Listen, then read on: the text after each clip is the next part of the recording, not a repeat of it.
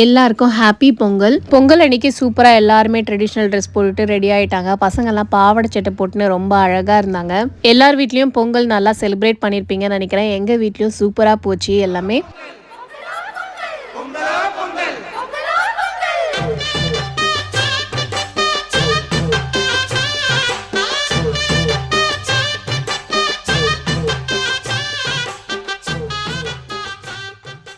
எங்கள் வீட்டில் பொங்கல் அன்றைக்கி மொச்சக்காய், ஸ்வீட் பொட்டேட்டோ இதெல்லாம் வேக வச்சுருந்தோம். அப்புறம் சக்கரை பொங்கலும் பூசணிக்காயில் ஒரு கூட்டு பண்ணியிருந்தாங்க. அதுக்கப்புறம் முருங்கைக்காய், கத்திரிக்காய் போட்டு சாம்பார், சுட சுட சாப்பாடு, அதுக்கப்புறம் பருப்பு வடை எல்லாமே சூப்பராக ரெடி ஆகிடுச்சு.